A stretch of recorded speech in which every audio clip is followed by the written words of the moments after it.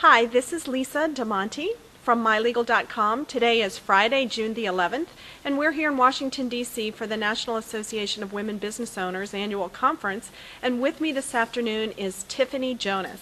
Tiffany is the principal of Aio Design. Tiffany, thanks for joining me this afternoon. Sure. Tiffany, you just finished a seminar on building online credibility. First, tell us, what is online credibility?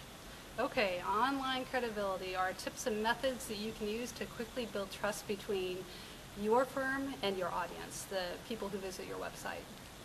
So how do you build credibility online? There are a variety of ways, but I think I want to say first why it's so important.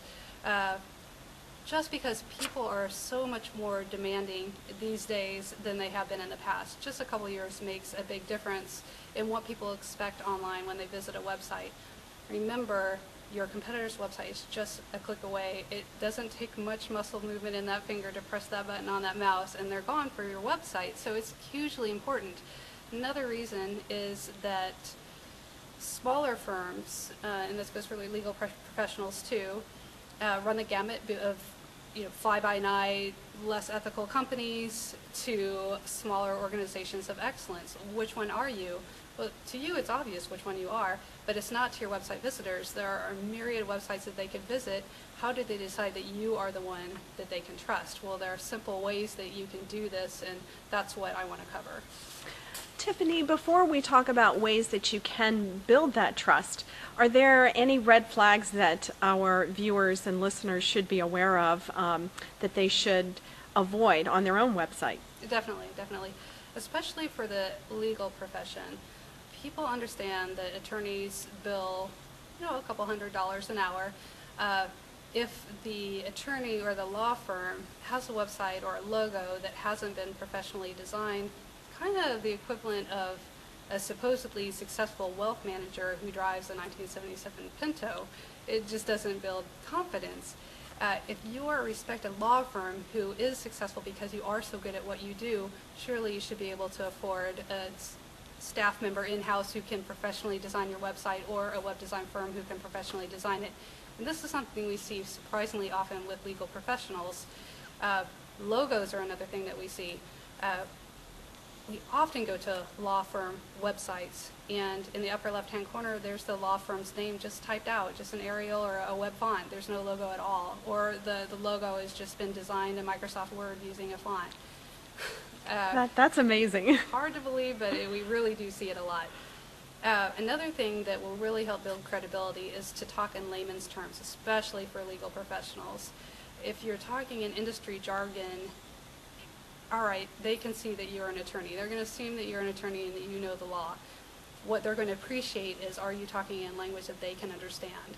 Even the categories of the navigation on your website, the navigation being the menu of links or the way they get around the website. Well, what is complex commercial litigation?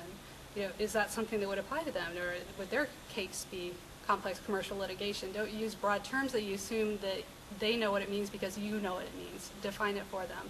Not just when you get to the page, but in a link. Very important. Good advice, Tiffany. What about testimonials? You talked a little bit about testimonials in your presentation and how important they are, but also some pitfalls to be aware of using those as well. Yes, testimonials hugely important. No matter how eloquently you say something, it's not going to be as effective as your customer saying the same thing about you, or your client saying the same thing about you. Let them tell about their experience using your firm in their own words.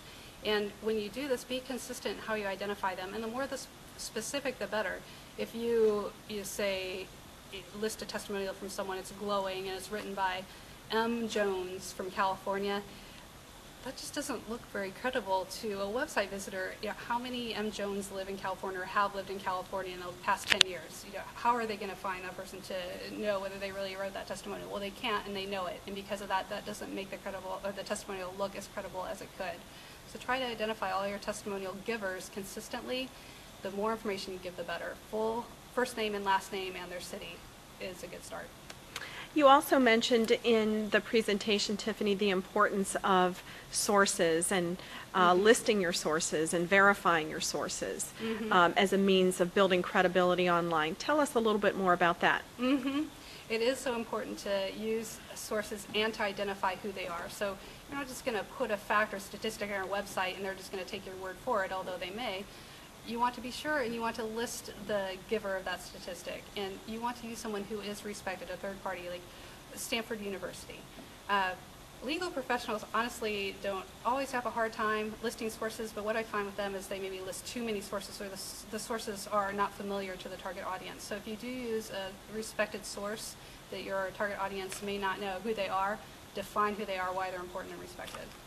Tiffany, thank you so much. If some of our viewers would like to get in contact with you and find out some more information on how you might be able to help them building online credibility, how can they reach you? They can look at our website. We are at webdesignforwomen.us and aiodesign.us. We have two websites. Our contact information is on there. They can call us to 843-735-5066 is our main number. Tiffany, thanks so much for joining us this afternoon. Wish you the best. Thank you.